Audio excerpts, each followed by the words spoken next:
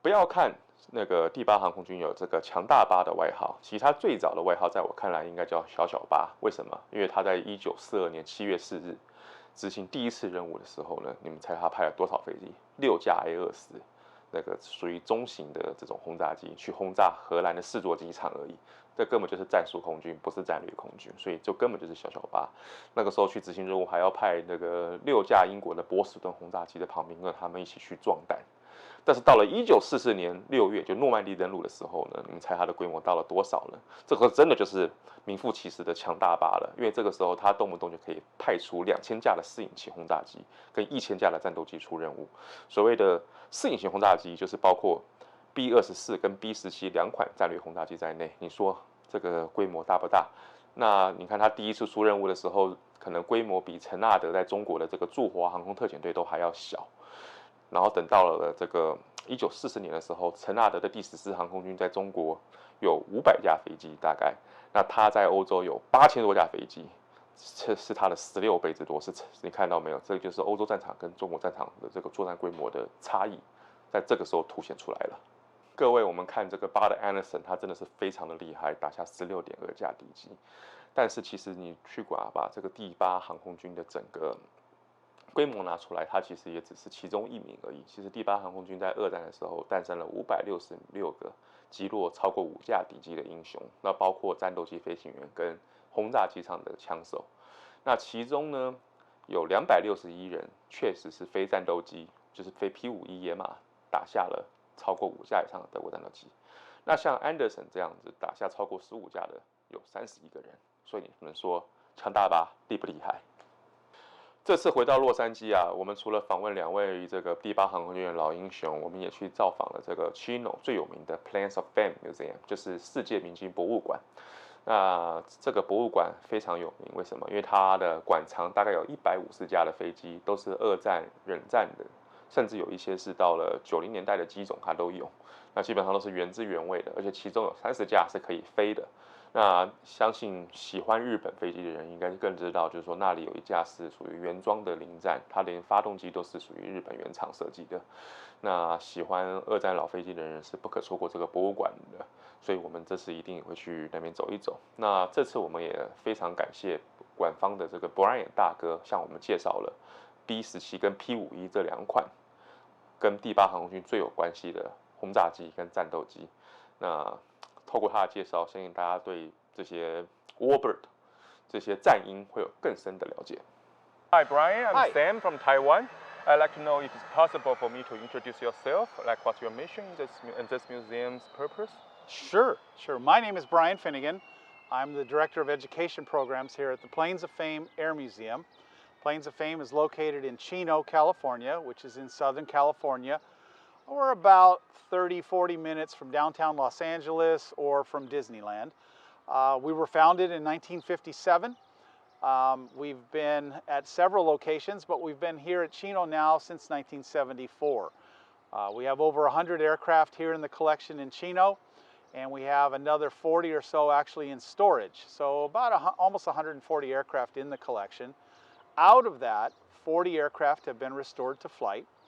And so we are what would be considered a flying museum. And once a month we will fly at least one of our aircraft over the museum so that visitors can come, they can see them start up, taxi away, and then watch them as they fly overhead. The mission of the museum is to preserve aviation history, and we do that by restoring aircraft and putting them on display. We also have a large collection of artifacts and memorabilia from the various periods all the way from World War I through World War II and into the jet age. Our other mission is also to educate the public about aviation and the history of aviation, as well as even the career opportunities in aviation today. Hopefully to inspire young people in particular to look at aviation as a possible career, or to inspire them to learn more about aviation history. And then the last part of our mission is really to honor aviation pioneers by recognizing their contributions and their work, and to honor the veterans. And that's veterans of all services from all nations around the world. We have a number of events still where we bring veterans in to talk about their experiences. We offer veterans free admission on certain days. We have discounted admission for veterans. And we want the veterans to be able to tell our visitors what the experiences have been with aviation. And that also goes to some of the pioneers. There are still people in aviation who are blazing new trails, and we will have them come in and talk to people as well. So all in all, I think the museum is really a center, a resource for the public to come and see aviation history, learn more about it, and really gain, hopefully, an appreciation for the hard work that the men and women who designed and built and even flew these aircraft over. Do you know anything about this B-17 behind you? Yeah, so this is an aircraft from the Second World War. It was actually first designed in 1935, but really reached its heyday in the 1940s during World War II. This is a Boeing B-17, and this is a G model. So various models starting with A, B, C, D, and so this is the G model, which would have been, what, the 6th version of this. This is the type of aircraft that was used in all the theaters of World War II, but primarily in the European theater. ETO, right? Yeah, the ETO. And it had a crew of 10, a pilot, a co-pilot. In the nose would have been a bombardier, and also behind him would have been seated a navigator. The bombardier's job, obviously, is to operate a bomb site and to drop the bombs on the target that has been established in advance. The navigator's job is to get the aircraft to that target and then back home. The pilot, obviously, and the co-pilot fly the aircraft there. The other individuals on the aircraft would have been gunners. Their job would have been to protect the aircraft, and they would have had another job as well. So there would have been an engineer whose primary mission was to monitor the engines to make sure they're operating at full capacity. There would have been a radio operator who would have communicated with other aircraft as well as the various, inside the crew. He would have talked to the crew. There would have been 2 gunners in the middle, and we'll see where they would have worked in the waist. And there would have been a gunner in the back called the tail gunner. He's actually facing to the rear. He has 2 50 caliber machine guns, and he would attack anything that comes up from behind. And then we'll show you a little ball down at the bottom. It's called the ball turret. It could spin 360 degrees, and it had 2 machine guns, and his job was to attack anything attacking from below. They would fly typically missions that lasted 6 to 8 hours from England all the way into Germany and back. They would fly at anywhere from 28,000 to 32,000 feet, where it's minus 40 degrees below zero. So they're freezing. They're wearing heavy clothing. Some of them are even wearing electric suits, much like an electric blanket that plugs in and keeps them warm. But theoretically, if they were to take a glove off and touch the side of the airplane, it could freeze to the side of the airplane. They were young men. The average age of a B-17 crewman was 19. The average age of the officers would have been about 24. And so they were very young. They would have flown anywhere from 25 and later 30 and later 35 missions before they would have been relieved from duty. And all that meant is that they could have gone back to the United States, where they might have worked in a training capacity, or they could have signed on for another crew. Some of them even transitioned into a different type of aircraft. That's from MIT-A, right? Yes. The Air Force, right? Yeah, this is Fighter the Bomber Army Group. Air Force of World War II. So these were first designed by a company called Boeing Aircraft Company out of Seattle, Washington. There were 12,731 of them built from 1935 until 1945. And the production was so in high demand, and Boeing couldn't meet all of it. Boeing also had to build the B-29 Super Fortress. And so they subcontracted work to both the Vega division of Lockheed and the Douglas Aircraft Company in Long Beach. This aircraft was built by Douglas in 1945. It actually completed production on May 5th, 1945. And of course, the war in Europe ends on May 6th, 1945. So this aircraft never saw combat. It was put into storage after the war. And then it sat there for 5 years when it was pulled out of storage, and it was converted into an aircraft that was called a drone director. Another operator could have remotely controlled still another B-17 that was considered a target aircraft. Its first mission was to go out to the Central Pacific to an island called Enwatok, where it flew a target B-17 into a mushroom cloud during a atomic bomb test. They were testing the atomic bombs in the islands in the Pacific, and they would use the aircraft and other things to see what happens to an aircraft flying through the radioactive cloud generated it. After it finished that mission, it came back to the United States. It continued to fly other aircraft remotely for target practice, for missiles and so on. And in 1957, it was retired from service. It has the distinction of being the final B-17 aircraft flown by the United States Air Force, because in 1947, the Army Air Force became the U.S. Air Force. And it went into storage again, but very quickly it was acquired by the museum. It was flying at the time, and it went on to appear in a television series that aired here in the United States in the 1960s called 12 O'Clock High. It was based on the movie 12 O'Clock High that came out in 1949. And the television series ran for 3 years, and this was Piccadilly Lily 2, the aircraft featured in that television series. She stopped flying in the 1970s, and she's been in restoration ever since. Restoration can be a very expensive endeavor. It can take thousands of dollars and hundreds of man hours to restore an aircraft, especially one of this size. But hopefully, fingers crossed, one day this aircraft will join the other 10 aircraft that are flying, the B-17s that still fly. But we have her here. Guests can go in, and we'll take you guys in so you can see the inside. You'll see that there's certain areas like the cockpit that are not finished yet. But this is an opportunity for visitors to the museum to experience one of these aircraft up close, and to really we try to make them understand what the veterans that flew these aircraft went through.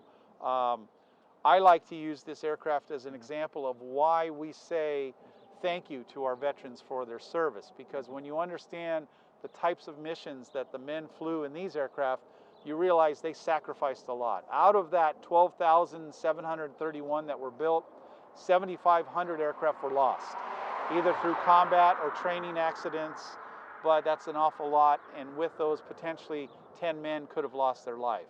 So the B-17 is very much a symbol as well as an interesting aircraft. So we were just looking at the B-17, and the B-17 would fly very long missions, like we said, 6 to 8 hours. But even though they had all those guns on it designed to protect it, it still wasn't enough. And so they had aircraft that flew escort along with the B-17s. Those were aircraft like the P-38 Lightning and the P-47 Thunderbolt. But mostly they were this aircraft behind me, the P-51 Mustang. This is an aircraft built here in Southern California by North American Aviation. It was designed as an escort fighter. It was very fast and very sleek. This is what's known as a P-51D. We also have in the collection a P-51A. All of our Mustangs fly. So we have flying Mustangs from a P-51A to the Ds. The Ds were the most efficient of all of them. They were fast, they had long range, and they were very powerful. They carried 6 50 caliber machine guns. And so a team of P-51s would fly alongside the B-17s, and as they encountered other fighter aircraft, the P-51s would break off and engage the German fighters in air-to-air combat. The idea was to keep the bombers on their mission and to prevent them from being shot down. And over time, it was so effective that by 1945, really beginning January of 45, there was no more air-to-air opposition from the Luftwaffe, the German Air Force. They had pretty much cleaned the skies of the German Luftwaffe. The Mustang would have had a single pilot. He would have been what's known as a fighter pilot. His job would have been to use his aircraft as a traveling machine gun to try to shoot down and attack. On other missions, the P-51s would also use to strafe ground targets, to either support ground troops or to go after other installations, like even anything from a train to transportation vehicles, barges, and so on, to again try to stop the German war machine from producing armament and from succeeding. And so the Mustang pilots, the Thunderbolt pilots, the P-38 pilots of World War II in the ETO, the European theater, had a number of missions, whether it was ground support, or air-to-air combat or escort missions. And the Mustang was unique in that it had the range to go all the way from England to Germany and back. It was the only one of the P-38 couldn't do that, the P-47 did not have the range, even with excess fuel tanks. But the Mustang with additional fuel tanks could go all the way into Germany and back and escort the B-17s all the way in and all the way out. And so this is one of the aircraft that really did help turn the tide of the war in World War II in the European theater. Maybe you can show us around B-17, Sure. inside and outside, walk around? Sure. Yeah. So we'll start here at the tail. This is where the tail gunner would have been positioned. He would have been seated where his head would have been right here, and then he has two 50 caliber machine guns, again rear facing. This has a unique tail that allows him to go up and down and even turn slightly left and right. And so he's operating, he has a gun sight, and he's operating. Anything that's coming and approaching from the rear is his responsibility. He's also an armorer on the aircraft, so it's his job to make sure that each of the guns has enough ammunition. And so it's his job to distribute that prior to the flight, and then even from time to time during the flight, he would move ammunition around from one gun to the next. And so he would have been an enlisted man, most likely a sergeant, and he would have flown this aircraft and been in the tail for pretty much all the flight. So he would have been seated on like a bicycle seat with his knees on the ground for close to 8 hours. Not a very comfortable position. Never activated during World War II, was never assigned to a bomb group. Yeah, so I know the D1s, the bloody 100s. Okay, see, you know more than I do in that sense. That's great. Yeah. There's somebody in there, so why don't we just kind of wait. go up towards the nose? Okay, we'll go to the north. Because you can edit out a sequence. Okay, no problem. Yeah, I met Bud Anderson, who flew Did you? P-51. The P-51s, Yeah, yeah. he escorted B-17. Yeah. He talked about Doolittle and the way they change, because usually they have bomber first. So the fighter cannot move away from bomber. But So we're actually at the nose of the B-17 here, and we see this, which is called the chin turret. This was a later addition to the B-17s. It first appears in the F model and then was standard equipment on the G model, and this again is a G. And this has two 50 caliber machine guns that would have been remotely operated by the bombardier. So he's able to protect. One of the most vulnerable spots of a B-17 was a head-on attack, and the German Luftwaffe learned that early on, that if they attacked the B-17's front on, it was most vulnerable because they could take out the bombardier and they could take out the pilots. And so these were installed in those later versions to prevent that. This put a lot of bullets, if you will, in the sky and persuaded the German pilots to stay away from the front of the aircraft. And so this was a very sophisticated piece of equipment that was added in later versions. The B-17 has 4 Wright Cyclone supercharged engines, or turbocharged engines, so it was able to fly both at low altitudes and extremely high altitudes without any loss of performance. Each engine is 1,400 horsepower, which gives it almost 4,500 horsepower as a complete engine. Its average speed was 271 miles an hour for the most part.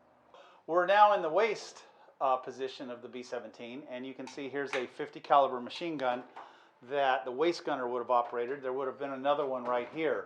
And in the B-17G, they're staggered. In the earlier aircraft, they were opposite each other, and the two guys were constantly bumping into each other. So in this model, they moved them so they each could operate independent of one another and not get in each other's way. Each gun here would have had about 500 rounds of ammunition, and up to maybe 600. And he would have had to use it sparingly. He would have had to fire it in short bursts, kind of da-da-da-da, da-da-da-da, versus just putting down the hammer and letting it go. His job really is to try to shoot at anything that's flying to the side and not hit another B-17, obviously. So we're talking about split-second reaction times, because this aircraft is traveling 300 miles an hour, and these aircraft are traveling the opposite direction, that speed. So a combined speed of 600 miles an hour, he's got to try to hit something. So he's leading it as much as possible. But really what he's doing is he's saying to the aircraft that's attacking him, I'd stay away if I were you. He's putting out a blanket of bullets that they don't want to fly into. And so that's really what their job is. It's a deterrent to try to prevent someone from flying into it. Here we see the ball turret from inside the aircraft. This is how the ball turret operator would have gotten into the aircraft. When the aircraft takes off, he would have been seated up in the radio compartment, and then at one point, shortly after takeoff, they would have turned the ball, so the door, he would have climbed in, and then he would have turned the ball, so now he had full electric operation of that Sperry ball turret. And he's in there again for a period of 6 to 8 hours in a very cramped position. We'll take a look at that from the outside. Moving around this way, so this is the radio compartment of the B-17, and this is where the radio operator would have sat. His job is to communicate with the other aircraft and to communicate and make sure all communication is open for the crew to talk on the interphone between one another. So he's in constant communication with the pilot, the bombardier, the navigator, and the gunners, who are all on throat microphones, and he's monitoring all of that. And then he's also talking to neighboring aircraft. And if there's changes in the mission, he's relaying those changes. Changes might have had everything to do with a disabled aircraft having to pull out and another aircraft moving up into that position, and he would then announce that to the rest of the crew. And sometimes it would have involved his aircraft taking a new position within the flight. There would have been typically 18 aircraft in a bomb squadron, and each mission might have had as many as 10 different squadrons flying. So you would have had 180 aircraft at a single time. There were missions that were even larger than that. So they flew in large packs. They flew in formation, tight formations, for very long extended periods. And so it was very tedious, it's very cold, and it's very dangerous because there are people trying to shoot at them at all times. Right behind me here is the bomb bay. This is where the bombs would be, and this is where the bomb bay doors would be opened by the bombardier, and then using the Norden bomb sight, he would have set his target. The Norden bomb sight would have then controlled the aircraft's movement to the target and would have activated the bombs at the correct time so that they hit the target. It's a calculation that the bombardier would have been making with the bomb sight, using it as a computer to basically calculate airspeed, wind direction, speed of wind, and even the aircraft's trajectory to the target, and at what point they expected the type of bomb they were carrying to actually hit the target. And all of that would have been factored into the Norden bomb sight, and then it would have determined at what point to drop the bombs so that they would be as close to the target as possible. The United States operated what they called strategic bombing, which was to attack Germany's ability to make war, Germany's factories, their military installations, their transportation corridors, their communications lines. The Americans operated during the daylight in what they called daylight precision bombing, using the Norden bomb sight and skilled bombardier and skilled crewmen. Their attempt was during daylight hours to fly when they could be seen and be shot at, both from ground attack through anti-aircraft fire as well as other aircraft flying by, but to fly and challenge that to try to hit those targets as precisely as possible. The British, the RAF, flew a different strategy. They used nighttime as cover, and they did more of what we call blanket bombing. They would target population centers, and theirs was more what we would today call terror bombings. It was to try to destroy the morale of the German people by never knowing if a bomb was coming their way, coming to their town or village, coming to their home in particular. And so the combination of daylight precision bombing by the United States and carpet bombing at night by the Royal Air Force worked in favor of the Allies in terms of both knocking the Germans' ability to wage war and also working against their people in the ability to stay in the war. And so those two things in combination really help to turn the tide again in the European theater. Once we have control of the air, thanks to the P-51 Mustangs and the P-47s and the P-38s, once we have that control of the air, then it's really just a matter of to pound and pound and pound away at Germany until ultimately in May of 1945, Germany surrenders. And so this, again, this type of aircraft plays a very key role in that.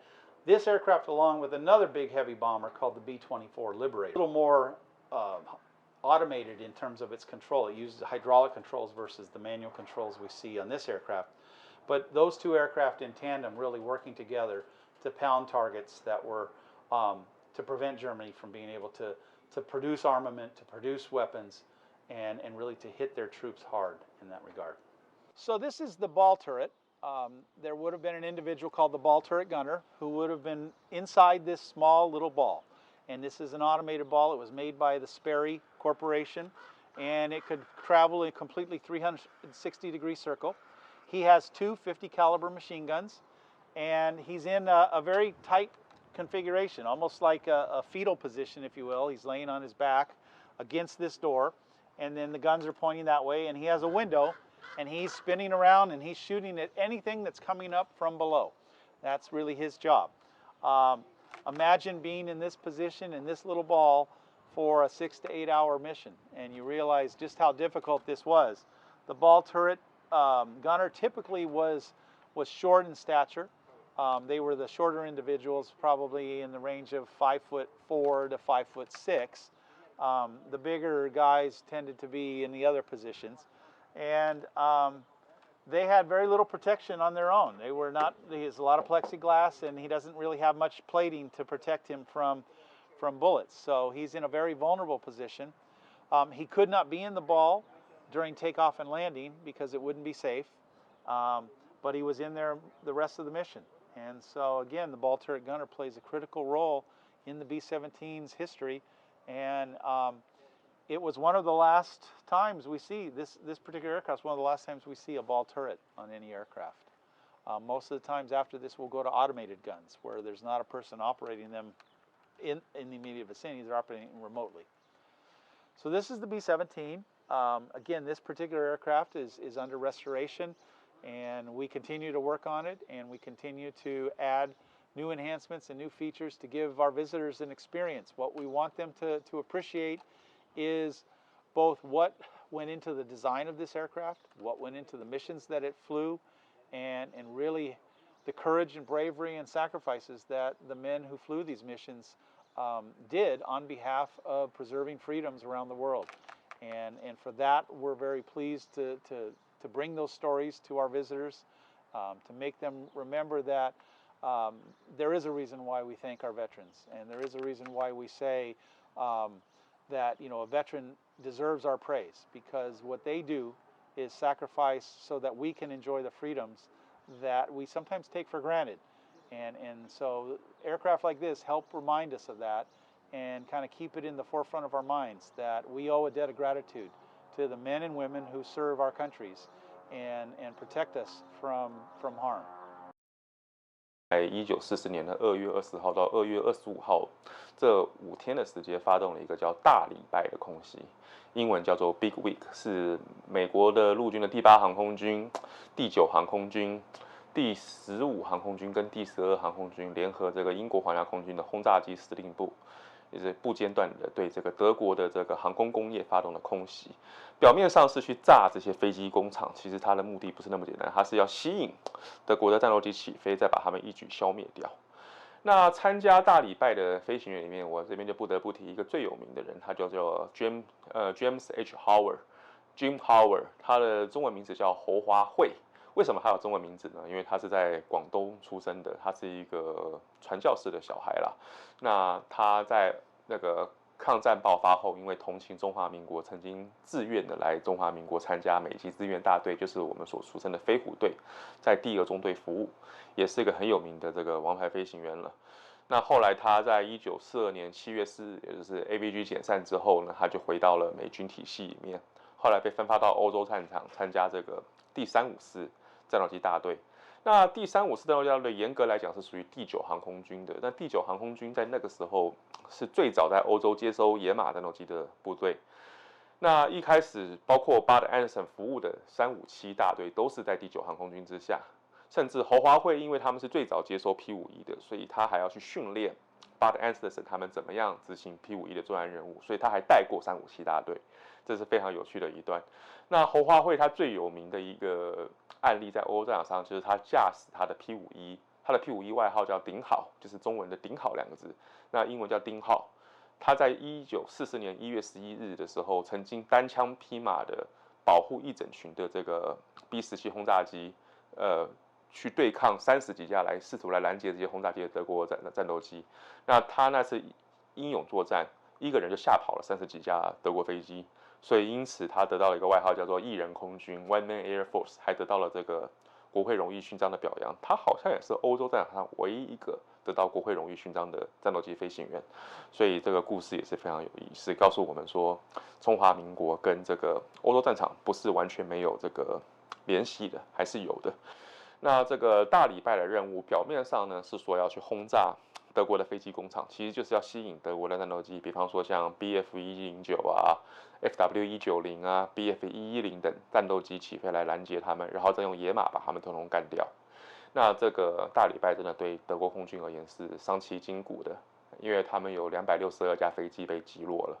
那死掉的飞行员加空勤人员有250人，其中100人是他们的战斗机飞行员，基本上是都是最有经验跟最善战的飞行员，在这5天之内就被消灭殆尽了。也就是说，第8航空军还有整个美国陆军航空部队在欧洲的这4个航空军联合起来，让德国空军领教到了什么叫战略轰炸的威力跟护航战斗机的威力。那自此之后，欧洲战场制空权就慢慢的转入了这个英美盟军的手里了。相信大家在听完 Larry Stevens 跟 Bud Anderson 的战时经验，还有这个 Brian 先生对 B-17还有 P-51的介绍之后，大家对2战的第8航空军的故事有更深刻的了解。那么大家对后来的第8航空军的故事是不是也想要知道一下呢？就让我跟大家做一个简单的介绍吧。第8航空军在欧洲的任务基本上随着德国在1945年5月的投降就宣告结束了。本来他是要到亚洲支援对日作战的，但是因为日本投降的太快了，那他基本上没有来得及参与，日本就被2颗原子弹给炸到投降了。那所以2战就这样结束了。可是到了冷战时代之后呢，苏联跟美国都进入了这个核子竞赛的阶段。那第8航空军作为战略飞行部队，主要的任务就是在这个李梅将军指挥的 Strategic Air Command， 就是战略航空司令部之下，对苏联实施核子打击。但是美苏双方又不敢真的把战争升级到核战的规模，所以基本上在整个冷战时代，第8航空军还是支援战术任务为主。那我们也知道，那个冷战时代的2大美国参加的热战、韩战跟越战都发生在亚洲，所以那个时代第8航空军的任务都是在亚洲为主。比方说在韩战的时候，他曾派过1个连队的这个 F-84到战场上去护航那个 B-29轰炸机，然后到了越战的时候呢，他也以 B-52轰炸机去支援美国跟南越部队围剿越共战争，叫湖光行动。还有他也对北越做了一些轰炸，就是所谓的这个后卫行动。那基本上到了冷战结束之后，这个 SAC 也解散了，但他还是会支援一些对抗一些流亡国家的任务，比方说像波湾战争他也参加了，然后还有后来的这个科索沃的战争，去轰炸塞尔维亚的首都。那一次那个他也是派了 B-2第一次上战场，也是第8航空军派的。那这个对南斯拉夫的行动也是第8航空军在战后第一次回到欧洲战场，是非常值得我们关注的一个历史性时刻。那么从2010年开始，第8航空军就隶属于这个美国的全球打击司令部之下。那现在你们所有能想到的美国战略轰炸机，从这个 B-52开始到 B-1 再到 B-2，通通都是第8航空军指挥。那相信未来 B-21服役之后，也有很大的概率是由第8航空军指挥。所以第8航空军的任务还是任重道远啊。尤其现在我们的这个世界越来越不平静了。你看俄罗斯在乌克兰发动侵略战争，亲门踏户，像当年的纳粹一样，直接想要去并吞一个国家。那中共也在蠢蠢欲动。相信第8航空军未来在维持这个全球的和平方面，还会继续跟他在2战的时候一样，扮演关键的作用。谢谢大家。